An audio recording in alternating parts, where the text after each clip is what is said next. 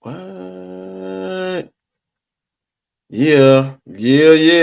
Hold up. Wait a minute. It's wait. Oh, bro. So basically, Netflix put a whole damper on us doing the show because it got everybody in the chokehold right now with this Jake Paul Mike Tyson fight that's going on. And it's crazy because oh, look at that. Yeah, it's crazy because somehow, some way, we all want Mike Tyson to win and knock Jake Paul out. But That is true. anyway, That is straight up and true. down, Jay, man, it's crazy. We here, right? We got so much going on in the world of sports. We got the Jake Paul fight happening, like right now in Dallas, and then of course, you know what I'm saying, we missing a couple guys, but we know, you know what I'm saying, from time to time, we got to run the 2-man game. You know what I'm saying? We just gonna come on the court with our Hey, own. Bobby is actually out celebrating the Cavs winning the NBA Finals. I was just about to say that. Bobby is actually celebrating 13 wins for Cleveland right now. And if I'm not mistaken, he said he's going to take one shot per hour until he blacks out since they got 13 wins. I believe that's what he said. He's with his wife, so he's going to have he's got a designated driver. So what's going on, everybody? Of course, you know what time it is, man. It's your boy KWhit, your mama's #1 draft pick. We got Jay on the MIC, and we may have a surprise guest showing up shortly. We're going to do a shortened show because, of course, we want to watch the main event too. So guess what, y'all? We want to go ahead and jump straight into it. Let's go.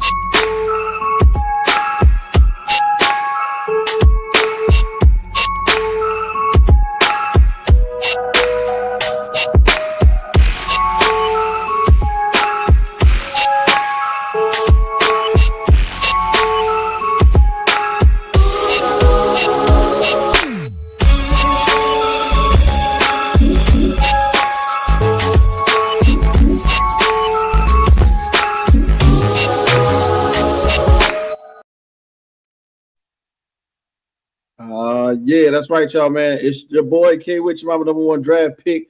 Back again on a Good Friday with my brother from another mother. We got Jay on the MIC from RecRoom Sports. Jay, what's good with you, bro? Hey man, my Blazers suck. I'm here though. I'm here participating, yo. That's all I can say.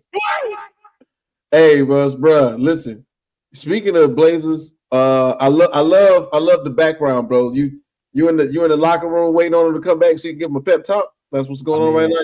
You waiting on them to get. as you see, it's empty. So fitting. only the real ones stick around, and you know what I'm saying, in the bad times, man. So shout out to you with that one, yo. I really dig in the background on that one. But what's going on, y'all? You know what time it is, man. It's Let's Talk Sports in the Hoop on Fridays. We do this normally at 10 p.m., 7 p.m. Pacific, but there's so much going on right now. We got a little bit of what's a good word? A good word of a miscommunication of scheduling, but we understand Mike Tyson is fighting tonight on Netflix. Please understand that it is important. So we're going to let everybody enjoy themselves and their family while Jay and I put a little bit of work in for the people.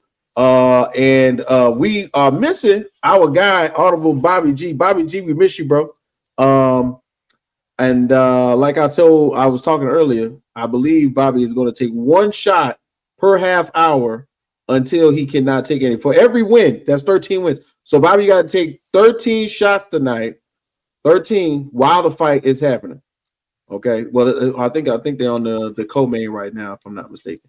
So yeah, Bobby's getting right. But when he comes back, we gotta hear him talk about these Cavs and these wins. So shout out to Big Ron, man. Big Ron, what it do? Oh man, gonna black out after the first win, right? He can't even get that. I'm about to say, because you know, in the streets, I get it in. Portland is the Cooper flag. Yeah, Portland. Hey, Jay, Ron is definitely representing for you right now. Portland is in the Cooper flag sweepstakes. Yes, we are. Definitely. One shot per hour does nothing. You will be sober by the time you take the. Listen, man. on the Carnival cruise, you got to wait like about like 30 minutes in between shots, so like 15 or something. I had to do that. You can only get 16. I did it. I got to 16. Nah, it don't work like that. It don't work like that. See, let me explain this. All right. So first of all, on the Carnival cruise, you got to buddy up. There you go. You got to buddy up. It's just that simple. Like, I don't know. I was getting by, and I guess when you're talking about 16 drinks a day, right? 16 drinks a day. Yep. Let's see. I'm sorry. Let's about to talk basketball because I really was gonna think this out. So yeah, don't get me started with that. But yeah, I can get it done. Well, you got to look at it like this. This is a buddy system out there. There's always going to be somebody that's going to be there. It's not like I was always looking for someone to buy me a drink, but for some reason, someone always was have me drinking their favorite drink. Like one guy had me drinking SoCo and SoCo. I never had SoCo in anything. Wow. So Southern Comfort. Oh my God, bro. Southern Comfort. I'm telling you. Yeah, I forgot what it was with, but you know, he basically made me drink it with him. I mean, he didn't put a gun to my head, of course, but yeah, he was like, yeah, you know, whatever, you know, I was that guy. You know, I'm that guy that when you see at the bar, I get, for some reason, people just throw drinks like, yo, man, what you drinking? Drink with me. It's the guy everybody wants to drink with. So yeah, man. I mean, as far as what we doing as NBA, man, sorry Bobby couldn't be here. He definitely is celebrating the Cavs winning streak up to this point, up to, you know, but I don't know, man. We will see how everything is going. I don't know what we're actually gonna get into at this point since we shorten everything down. So maybe I need to shut up. But yeah, man, we are in the running for Cooper Flag for sure. Listen, I'm with it, definitely. And I'm definitely looking forward to see where Cooper Flag lands. But we're gonna just keep it real plain and simple, man. You know, tonight, me and Jay, we just gonna chop it up. So something I thought that was cool that I skimmed over the other day when we did the show was Vince Carter's jersey retirement at Scotiabank Arena. Now, if you know what I know, it wouldn't be no Toronto Raptors without Vince Carter right now. I'm not gonna say it wouldn't be, but the franchise, the growth it took, the exponential leap into the stratosphere as Vince Carter flew through the air, looked backwards at the goal, dunked, smiled at your girlfriend. Like it would never be what have happened without Vince Carter. So I was looking into that and I was like, man, that'd be something, you know, dope to talk about. You know, because, oh look, I'm calling the timeout with. Wait a minute. I'm calling in for reserves, man. We need a 6-man right now. Wow. 10 drinks on a cruise is lightweight. Wow. Wait a minute, ladies and gentlemen. I don't know if you know, but this is our guy, our favorite uncle. Scott Cole was in the building. Scott, what's going on, brother? It's good to hear from you. What's up, guys? How you doing? Great to hear from you right now, my guy, man. I'm saying, like, we haven't heard from you in a while. But it's always great to have you on the show, Scott, man. How's everything going for you, bro? It's going all right. I just got off the Celtics victory parade, so. Okay. Yeah, so no camera tonight, but you're on though. We appreciate you coming. Yep, no camera. Okay. Thank you for showing up, for us, Scott. Thank you for showing up. So you know, let's go ahead, Scott, man. You're a connoisseur of fine basketball. Do you recall when Vince Carter took center stage, pretty much, and what happened to the Raptors franchise after he got to be, you know, put right pretty much in everybody's center vision? I mean, we knew about it from college, but others may not have. Tell us what you think about Vince Carter's in professional career. If you remember, the only success the Raptors have had is when they traded for Kawhi. And Vince Carter, at the end of his Raptors career, was starting to put it together. And I just think that the Raptors made a huge mistake in getting rid of him. I think they should have kept him. I think they should have kept that team together, and I think you would have had deep playoff runs and probably an NBA title before they had to get Kawhi in there as a hired hand, so to speak. So he was the man in Toronto. He was the man at the end of his Raptors career before he left there, and it just took off after that. So yeah, I agree with you, Scott. I feel like they mishandled the Vince Carter and to a degree the Tracy McGrady situation, but I'm gonna let Jay kick some knowledge on his take on yo Jay. You were there, man. The inception of the team, the expansion draft, then the grasping of Vince Carter, man. Like what was it like to know that there was a team in Canada and then it all of a sudden took on the form of Vince Carter? I mean, it was huge, man. It was huge. So, I guess my only memory from with Vince early on, like we were speaking on the McGrady, and that kind of made me say, "Oh," because they did fumble that whole situation. But early on in the like jumping to the moon days, what I call them, because I remember he actually played in the Georgia Dome. That's when he got that first dunk on rest in peace, Mutombo. Mm-hmm. And I mean, as a pro, I guess you kind of was still unsure what Vince would be early on because of his role at Carolina. He wasn't really asked to carry the load, but we all knew that he was probably the most athletic player on the court. But still was unsure about what he would do in the NBA. And then, couple elevator rides on Matumbo, you know what I'm saying? And nobody even really cared anymore, you know what I'm saying? And it was just all from there. And it was in the Georgia Dome. Like, I always remember these dunks, man. It was like, we'll probably never ever see, like, we look at and Google it, YouTube for you young kids out there, like, Vince Carter, dunk, say on I hate to say on Mutombo, but because he did it more than that in his career. But like when he was in that first year in Atlanta, man, like it was like he jumped out of the camera's view almost.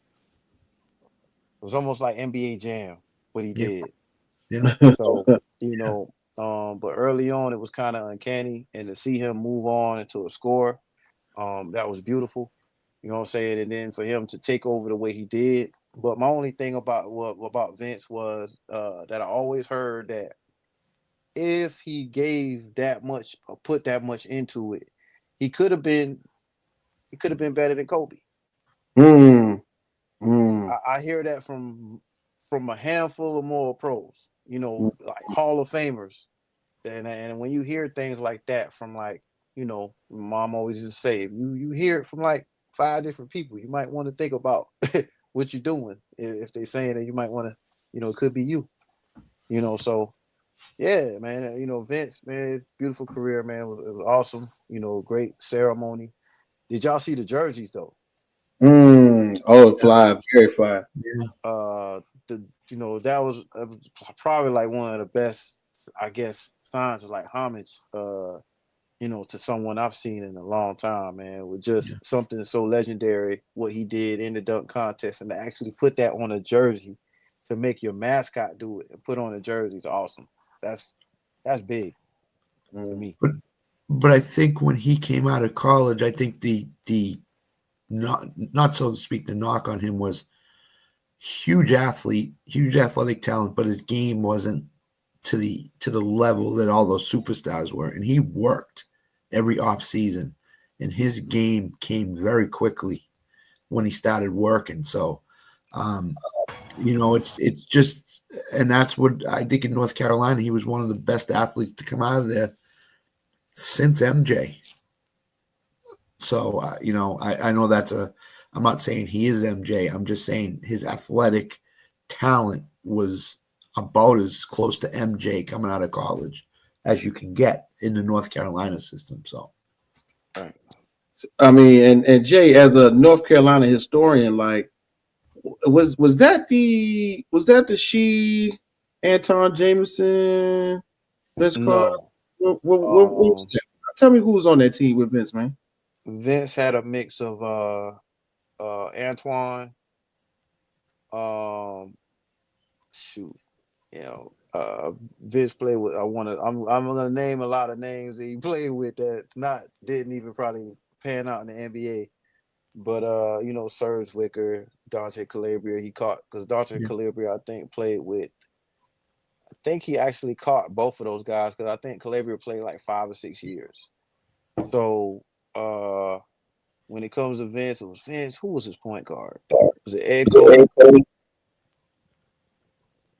Is Ed Cody? Yeah, but he didn't. On that he was with like Carl Okalaja.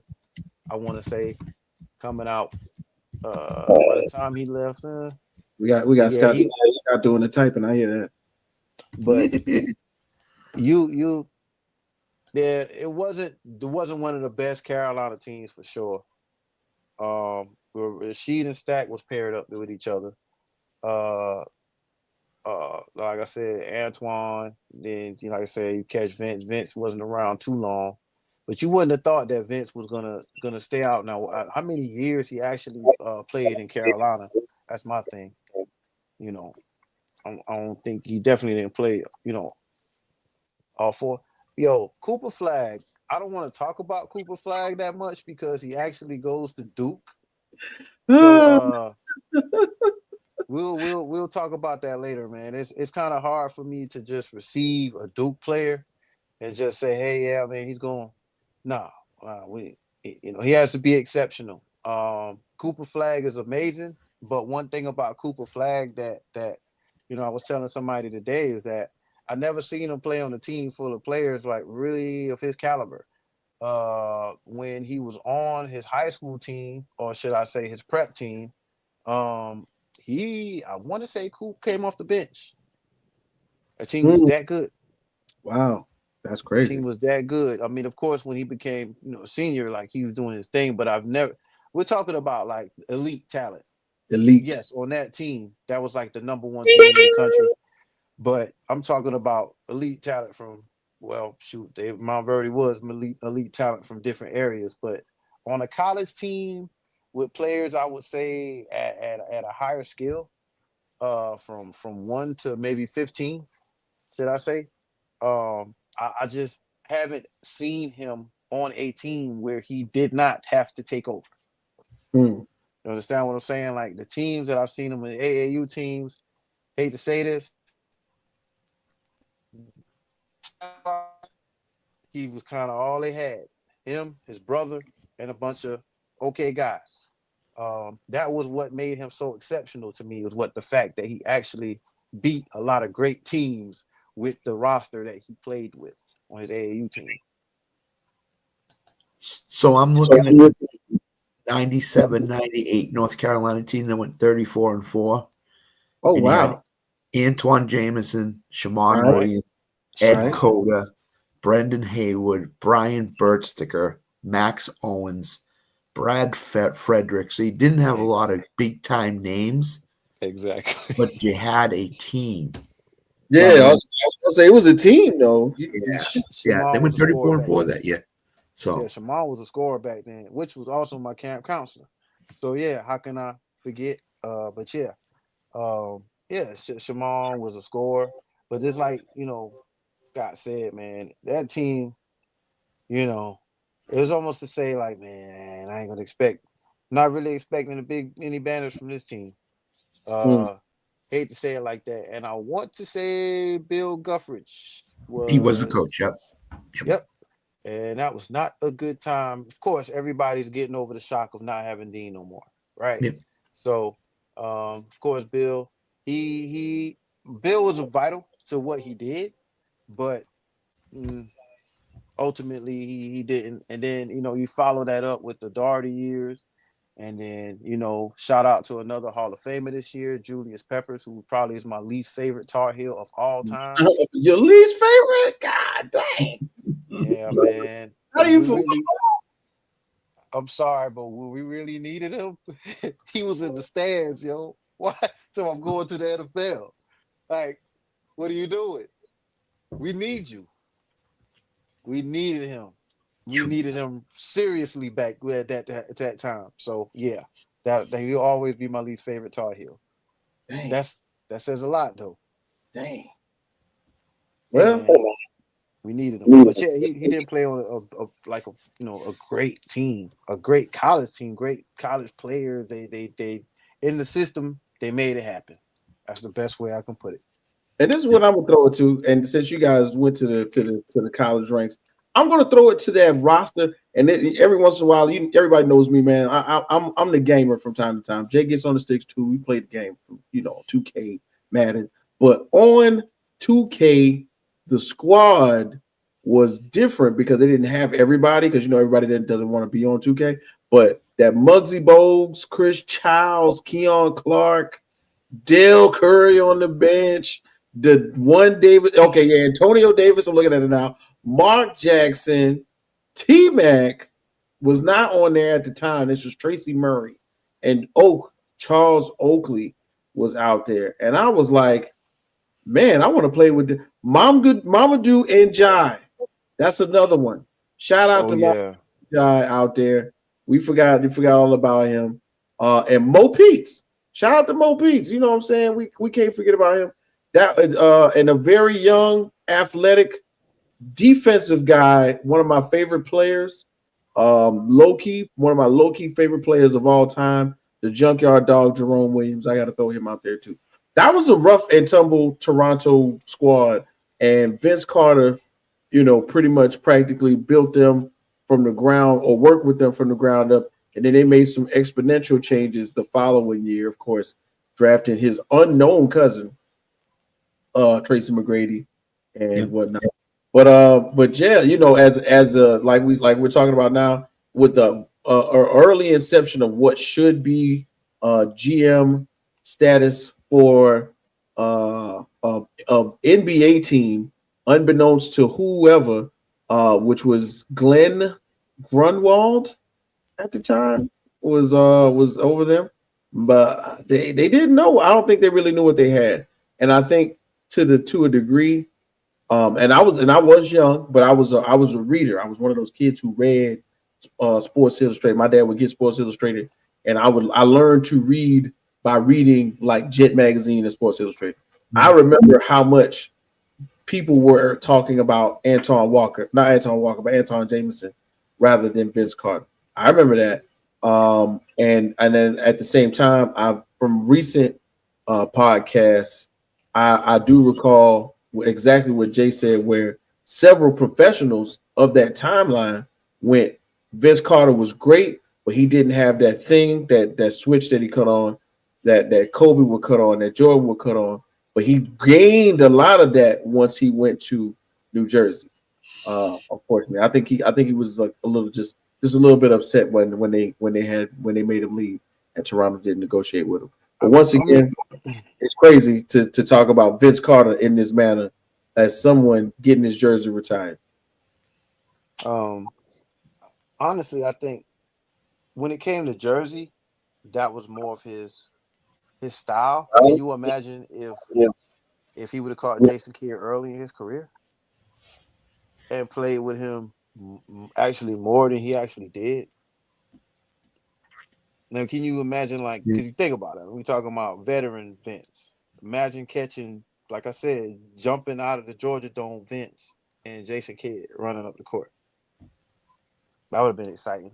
But, his next part of his career was not was nothing too shabby. I tell you that. Yeah, Eastern Conference Finals, man. They got there.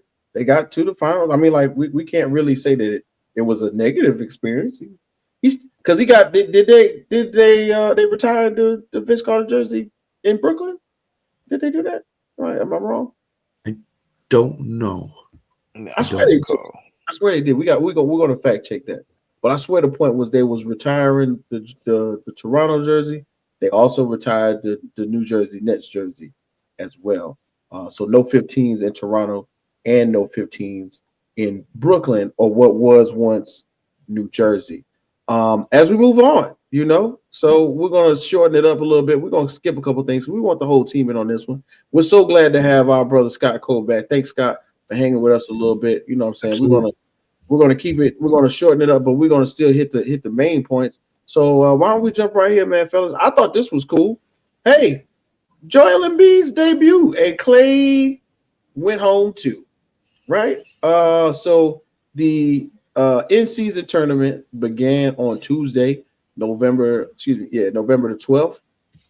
And we got to see these ugly behind court. No, I'm just kidding. We got to see these intricate courts, which they do specifically on Tuesdays and Fridays throughout the time period for the in-season tournament. And two of the marquee matchups were two games that I believe Jay, myself, Bobby, and Scott, and shout out to Allen AP. He's not doing well. Shout out to AP, man. We hope you get better soon. We talked about this last season in anticipation for this season because we were hearing about what could possibly happen with Klay Thompson. And we said, when Klay goes back to Golden State, what's going to happen? How's it going to be? What's the reception going to be like? Insane. And it was every angle, every Instagram post, every Twitter tweet, every TikTok video was beyond my wildest imaginations for a reception of a player. Jay, man, as I know you got a chance to look at it. When you think about Klay Thompson's reception to his former team, man, how did that make you feel about Klay Thompson as a Golden State Warrior no more? It was great. It was great. The captain's hat, I should have bought me one. Yeah, right. Awesome. You know what I'm saying? But that was a great sign of respect, love, admiration. Thanks, Allen. We appreciate the chime in right there. Get well soon, brother. Yeah, man. Get some sleep. That's what it probably is. You're probably not getting no sleep. We'll talk about that later. That for sure. It was beautiful, man, to see everybody. And it was funny to me. I think it was like fourth quarter, and you can look in the crowd and still see it, like 1,000 people still wearing captain's hats. You know what I'm saying? So that was awesome.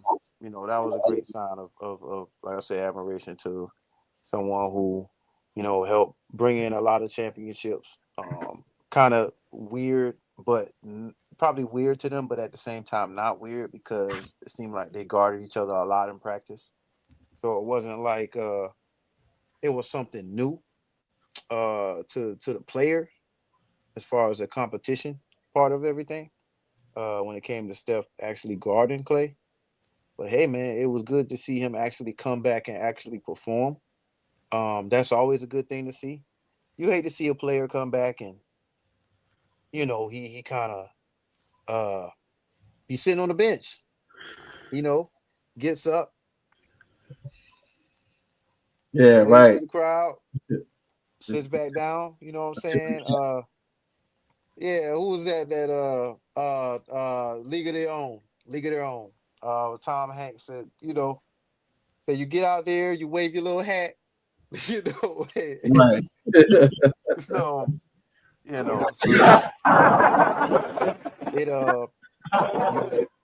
you definitely like to see a player still, I can say on top of his game because he's not on top of his game, but he still can produce. You know what I mean? It's still good to see someone produce and still, come back and be able to at least show the opposing crowd or his old crowd, former crowd, this is what you're missing out on. Like I could still bury you. So Word. Scott, man, did you get a chance to check out the game and look at Klay Thompson's performance as he went back to Golden State for the first time? I did, but the one thing that strikes me is it's not only what he did on the court, it's what he did in the community and for the organization outside of basketball. For 400 employees or however many there were to line up in the corridor as he's coming in the building and to all be wearing captain's hats and to all cheer him on. It's just amazing. I've never seen it before. Usually when you get an emotional game like that, a guy doesn't perform as well as Clay did in that game. He had 22 points. I think it was like 5 of 7 from 3. That tells me that Clay was dialed in as soon as all that stuff, that pregame stuff ended. And that's a mark of a guy that's a really good basketball player. And still 6 to 12. 6 to 12. Still, after all the knee surgeries he's had, after, guys get on in age, some guys don't perform well. And Clay performed well in that atmosphere. And the Mavericks had a chance to win the game at the end, but Steph refused to let Clay win in his return. So, Clay was amazing. I mean, he's in the right situation for his career to finish up like it is right now. So kudos to Clay and for the decision that he made, but kudos to the Golden State fans for what they did for Clay that night. That was just amazing. So, Scott hit the nail on the head for me on that one. Jay mentioned it, Scott mentioned it. The love that the fans have, the way he must have contributed to the everyday worker, you know what I'm saying, in the arena, even though it's a new arena, you know what I mean? They were there, lining the hallways, waving captain's hats, clapping, and I think they would have done that even if it wasn't a nationally televised game. That just shows you what type of person Klay Thompson was. Been through like the adversity that a player goes through, I would think, to prove themselves. Klay Thompson definitely went through that and then some for Golden State. You got to remember, Klay Thompson was like a top tier first team all NBA defensive team type of guy. You know what I'm saying? Guarding at one point in time the opposing team's best players. Klay Thompson was that, the how can I put it, like the perimeter saver for Golden State, because everybody knows Stephen Curry's defensive liabilities on the court are oftentimes what other teams would use against them, and Klay Thompson oftentimes would be the catalyst to catapult them into situations where you can't just screen and roll off of Steph and get somebody weak on them. You got Klay, who may switch on to your best scorer as well. And to see him kind of teeter off just a little bit after the Achilles, it's great to see him still flourishing in a good situation. You know what I mean? Jay, Scott, we probably got 15 examples of guys who left their original teams and just pretty much went somewhere for the money and just kind of just drifted off into oblivion a little bit. But to see Klay playing meaningful basketball in Dallas and come to back, well, not necessarily back home, but to his original team and get out there and do something, put down a smooth, and when I say smooth, like a smooth, god dang on what, 20-something points. I mean, yeah, it's not unlikely that we can see that. But you said it, Scott. You said 5 for 7. Shoot, that's great. 6 for 12. That's good too. You know what I mean? Yeah.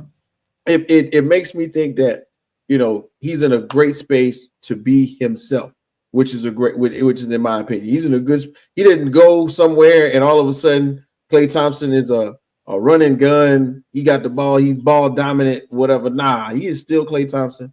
He gets to them corners. He comes off of that screen. He puts the ball into the hoop. And I do agree with it. Now I'm gonna pass this to y'all after this. Steph Curry still Steph Curry some kind of way. I know. Bobby mentioned something about Steph Curry not being as pleasing to the eye, being that everybody's shooting threes now. But when Steph Curry cut it on, man, and he cut it on. And the thing is, we as basketball fans get to see that matchup 3 more times. Possibly more if they, maybe link up in the playoffs or in the in-season tournament. But we get to see that 3 more times. I cannot wait to see that matchup. Scott, man, as you now from the other side, looking at the play of the Golden State Warriors, did it seem like they're missing the beat, with their new addition You know what I'm saying? Shout out to Buddy Hield, who's out there basically playing the adopted Splash brother right now. Uncle Draymond, who's got way more gray in his beard than I thought he did, but it's coming out now that he's like every other time I see Draymond Green, his beard is just a little bit more gray than I thought it was. But you know, he's still out there doing his thing. Does it look as though they're missing a beat without Klay Thompson, or you know, does the train keep on rolling in Golden State? What you think? I think the train keeps on rolling. When Curry was out for what, 3 or 4 games, however long he was out for, Buddy Hield was the guy that took over the Curry role in terms of shooting threes, taking the defensive pressure off of everybody else. Golden State's going to be a threat in the West by far. Excuse me. I just think that Steph Curry has it in his mind. We're not done yet. We're gonna make a push at this. And when one of the greatest shooters of all time has that in his brain, it's going to be tough to stop him. So, yeah, Jay, man, same question, man. As we look at the situation, as I think we mentioned, we went around it a little bit last week, but we got to see it prime time TV earlier this week, man. With the new additions to the Golden State Warriors and the subtraction of Klay Thompson. Does it look like it's just gonna keep on going? The train's gonna keep rolling because they got Steph, they got Draymond. That's all we need, right?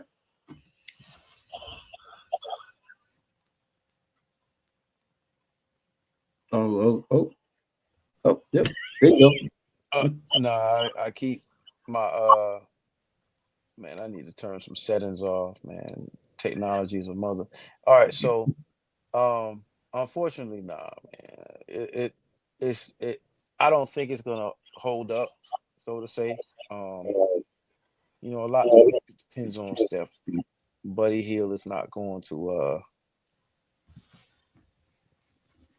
in order for Buddy Hield to I would say help the Warriors get back to their winning ways of the past, he would have to play best basketball of his life.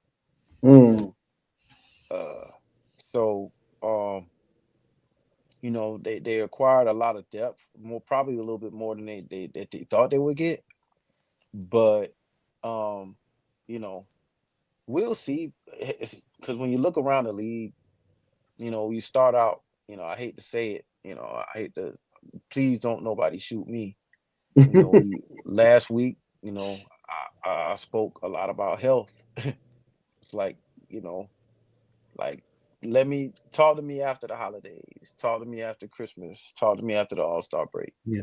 Like, you know, with all these players that you have out, you know, everybody thought DeJounte Murray was going to be a huge difference maker in New Orleans, and you know, we didn't even get to see him. You know, No. so on and so on. Like I said, players just falling by the wayside. So, right now, let's just like I said last week, let everybody get a chance to kind of like break the new guys in, break the young guys in, get them in the rotation, playing better minutes. I was watching, you know, San Antonio and Castle is pretty much making leaps and bounds as a rookie. Playing some good ball with Wemby, man, and you know, we're gonna keep seeing that. You know, so hopefully with the young talent that the Warriors actually have, like they can actually improve outside of Buddy Hield. I'm not saying that Buddy Hield is not going to do anything. I'm not saying he's going to be productive. It's just that you're going to need more than the streaky shooting of Buddy Hield. He's not a Klay Thompson. He doesn't provide necessarily the defense like Klay Thompson once provided at one time. Honestly, I used to think his defense was a little overrated, but you know, got the job done. It fit into what their system wanted, what they wanted out of their system. So, you know, kudos. Again, you know, you went over the stats. You know, he's still being productive, but as far as Klay is concerned, but you know, the Warriors like missing him. You gotta look. Look, and we see it. Nobody wants to say anything, but like slowly, as long as they keep him, this is slowly becoming Kuminga's team. Mm-hmm. Yes, Steph goes out there, he does his thing, but one thing we're noticing is that Kuminga's getting the ball a lot. I'm really, I'm gonna keep saying this. I really think this dude could potentially be even a Hall of Famer.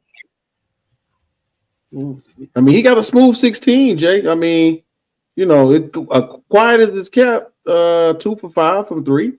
So his percentage is definitely improved. And he played 28 minutes. So, Jay, man, you might be speaking it into existence. I think what Golden State's missing is that true point guard.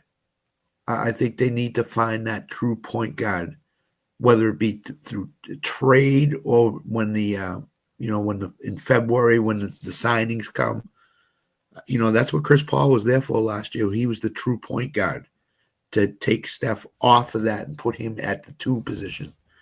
And right now they don't have that. And at the end of this previous Warriors run, the one thing that everybody was saying is they need that true point guard, and they didn't have it. I feel you on that, Scott. I do.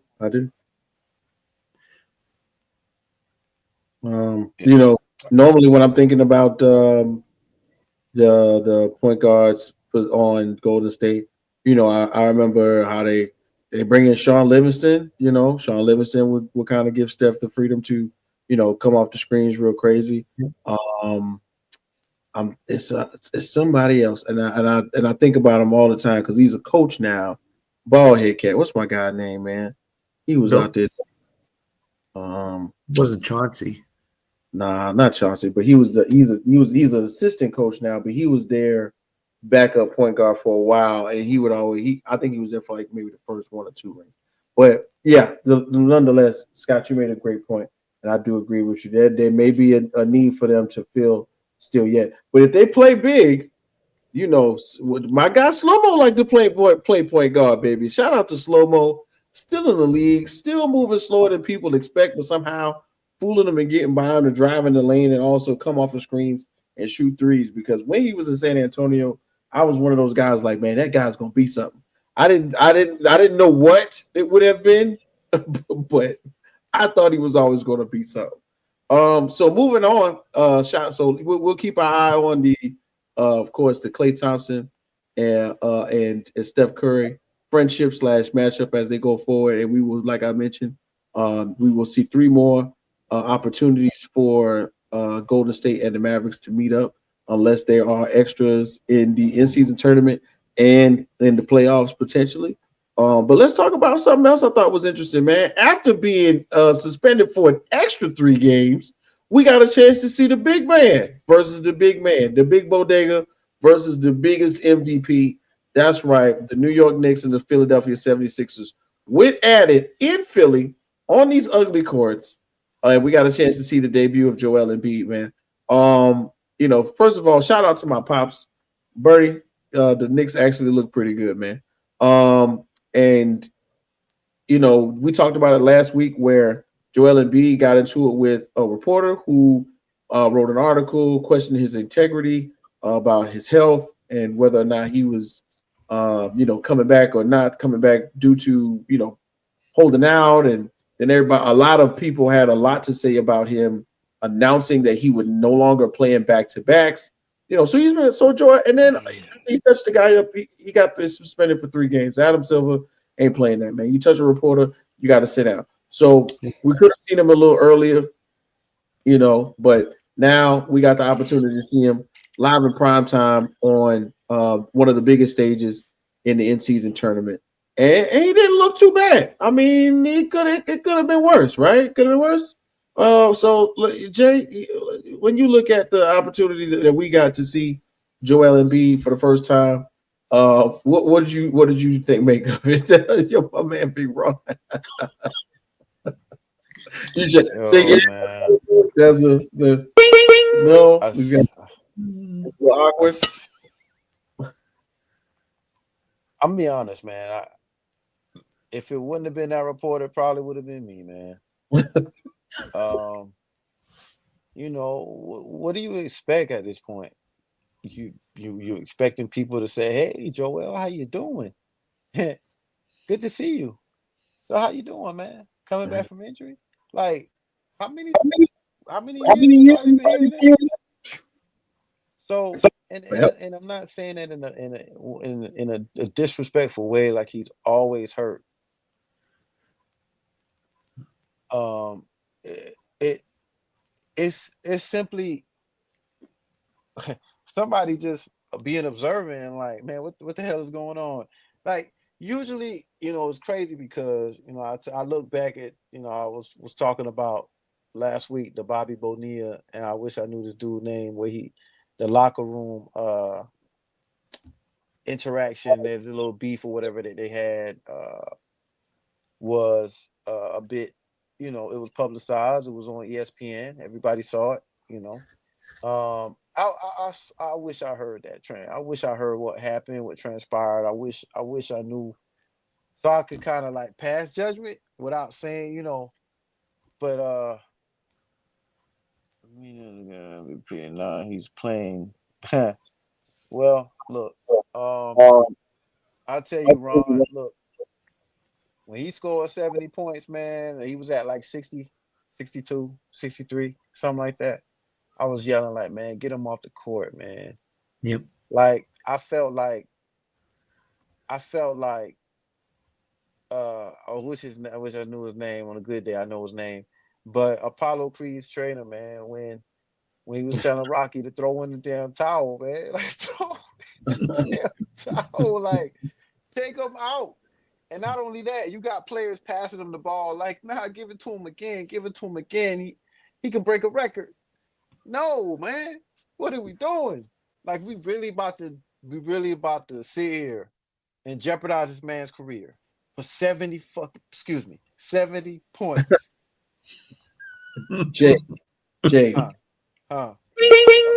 Tony Duke Evers. Oh wow. Are you talking about the Bobby Bonilla? No. The sorry. Rocky. Yeah, Apollo's trainer. Apollo's trainer. Duke. Yeah. The Duke. That was his nickname. But nah, man, it sucks, man, and we've basically come to a point, just like I said last week. We come to a point where what can a reporter say to you at this point that you're not going to take disrespectful, or you're not going to take the wrong way, or somebody's trying to disrespect your legacy or whatever. Right now, your legacy is injured, and then he'll play. Wow. Like, the process, like, you are known for your injury career. Like, you're known, you actually publicized, you actually made a thing out of you being injured and made it a name. You made it a thing. You called it the process. Like, what they say, the biggest trick that the devil ever pulled was convincing the world he did not exist. That's something similar to that shit, Like, man, I'm a big fan of his, man. I get close to the wood as possible. Pause.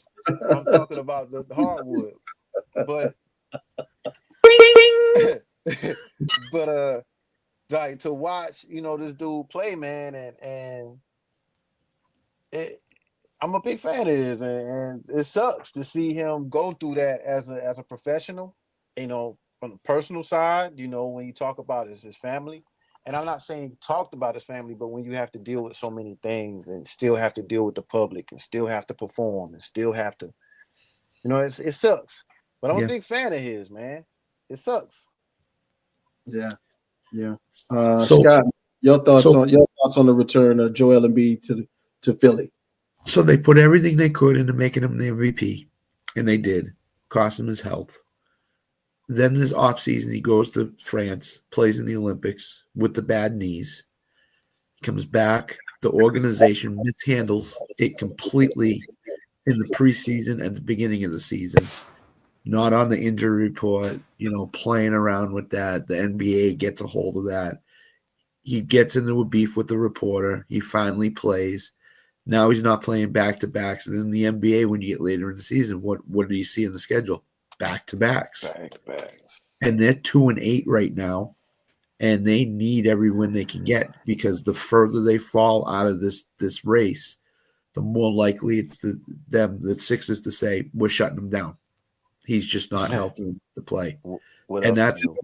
and that's a complete mess. So Wow. they've got to win games quickly here, or they're going to lose this season. And Nick Nurse is probably going to be on the hot seat if he's not already. I feel bad.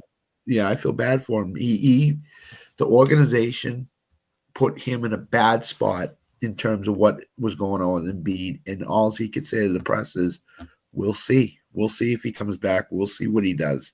And that's a bad position for a coach to be in, because healthy, him and Maxey could be a dangerous duo on the court.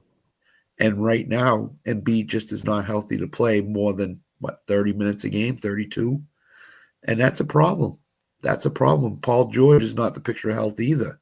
And they signed him to a big contract. And he missed a bunch of time at the beginning of the season, and he's just getting back into it. So Philly's in a world of hurt here. This has all put them in a world of hurt. If I was Embiid, I know going over the Olympics is a great thing, but I probably would have said, look, my knees aren't up to it. I don't think I can perform. Maybe I'll just step back and sit out and work on getting my knees as healthy as they can for the season. So, man, and that's harsh reality. Yep. Daryl Morley is an idiot. Yeah, absolutely. I will never play for a team. Hey, I put it like this: ever. if you were getting free money, would you side with James Harden? Free money. If you knew you was running away with a bag, knowing like I'm hurt, shit, they give me free money. Like I'm not about to help James Harden. Like, yeah, man, you know. Yeah, James Harden would be on his own basically. But hey, you guys pretty much hit the nail on the head with this one. It's crazy to me to look at it, and Jay said it. They literally called the idea of drafting more than multiple players at the top of drafts, basically because one of them would be hurt and be recovering the process. And I think all of them, besides Embiid, are no longer in the league. That is crazy. But hey, let's look at the other side of the court for a quick second, fellas. So the New York Knicks made the big trade for the big bodega Karl Anthony Towns, and it looked like I personally wanted to see the Villanova boys play. I did. I can't even lie. I wanted to see White Dante. I wanted to see Bridges. I wanted to see Jalen Brunson. Josh Hart. I really did, but I cannot lie to you and tell you that Karl Anthony Towns has somehow fit in seamlessly and filled in a void in which the big man is a necessity in New York, and has made it look good. We're looking at the stats right now. We got 21 points from the big bodega, and he's 2 of 6 from 3, which I guess I'm assuming, and I'm pretty much sure I'll be right, that percentage will get better over time in the season. They'll get him in his good spots. He'll start knocking them down. And then of course we got Jalen Brunson, aka Mighty Mouse, dropping a cool 18. I mean, and what, 5 assists? Josh Hart out here with 14, Mikal Bridges with 14. I could go on and on about these stats right now, but classic Tibbs fashion, you only played 9 players. Only played 9. That's it. Only played 9, and they did the work to get the job done. As we look at the New York Knicks team, which of course, if we let's take Jay's perspective and say it is later on in the year, and we're just excluding health, just using the eye test right now. Are the New York Knicks better than last season's New York Knicks right now, or is it just a parody? Because I do, and I listened to Jay. Jay had a really good point about Julius Randle and Karl Anthony Towns being very similar players, but right now, I don't know, Jay. What are we thinking? Karl Anthony Towns better fit than Julius Randle? Well, yes. Remember I told you that works out for both teams. When you look at Anthony Edwards on his end. I'm not gonna call him a ball hawk, but that's not necessarily a team aspect as much as in New York. When you look at New York, Karl Anthony Towns, you have more of well, I can say more of an inside presence. I'm gonna be honest. If you would give me the choice of Rudy Gobert and Nas Reed off the bench, and like who the Knicks have with OG and Mitchell and everything, and once he gets healthy and everything, I'll take them. I'll take the Knicks front court because I got dogs over on that end. Randall does help out. You might want to put him next to a Gobert. I think Randall fits better next to Gobert than Karl Anthony Towns does. Possibly even defensively. But again, Julius Randle, there's always that possibility of him like getting lost in his own offense and just not helping the team aspect of everything. He goes back to his Laker days when that's all they had. So he was able to just jack up as much as he wanted, mini threes, whatever. So, again, it fits. I think that trade worked out for both teams. And the Knicks better, a lot more ways than Timberwolves, but the team aspect, they have a better roster all around. So, you got to be it. I do think that people need to kind of calm down. It does take a while for the chemistry of the team on the court to come together. And the Knicks right now are around 500. That's not where they're going to be in 2 months. They're going to be the second best team in the East, third best team after Cleveland, Boston, and New York. They're all going to be fighting at the top. So I think that people need to just calm down about it. Don't forget, the trade happened, 10 days before the season started, somewhere in there? Mm-hmm. So it does take you time to come together on the court. I think you're going to see the best of the Knicks team right after Christmas. I really do. I think Cat's going to help them. I think he's going to become the player. You've seen it in spurts this year so far. I think you're going to see even more consistency right around the Christmas break, the first of the year. And I think that's – so you just got to give it some time with the Knicks. And I fear them. If I'm playing them late in the season, if I'm any playoff team, I fear them. They're to be feared. So they're going to be better as the season goes on. So people need to calm down on the Knicks right now. Listen, you said I think you said the key words right there, Scott. The Knicks are to be feared later on in the season. I like that one. And Jay basically said it, man. Even though the trade happened and it was for almost player similarities with both, the Knicks are definitely playing better with this having had happened. And y'all both mentioned it, man. It's going to get better as the season goes forward, bro. So check this out, man. Hey, look, we ran threes today. We are so glad we had my Uncle Scott Cove jump on the show for a short show today. Scott, man, we thank you, man. We know you got some things going on, but look, we got your back anytime you need something. Basically, please let the homies at RecRoom know, and we are there for you, my brother. Jay, man, real quick, football wise, man. We got games this weekend. We got fantasy this weekend. What else you got going on, bro? Nothing. Oh, dang, y'all played yesterday. My bad. I really was not thinking about that, Jay. I really was not. Scott, since he just killed everything for me. That was my Scott, love you, man. I appreciate you tonight, man. Scott, man, thank you for coming on. Don't forget, everybody, next week, Wednesday, we're going to be doing the recap of pretty much what's going on right now. Jake Paul and Mike Tyson.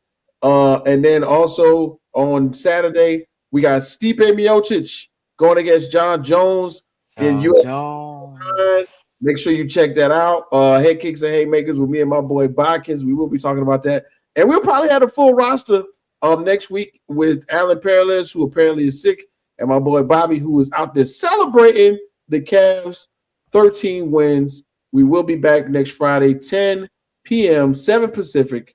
I think 6 Midwestern time, maybe? No, man. 8 Midwestern. No, man. 9 Midwestern. 9 Midwestern. Anyway, yeah, there we go. 9 Midwestern. So either way, man, we appreciate everybody. Tell a friend, like, share, subscribe. Go on to Instagram and follow RecRoom Sports and RecRoom Sporting on X/Twitter. And y'all, please follow me on all social media. It's the same thing. Your boy KWhit, your mama #1 draft pick. And we go. Peace.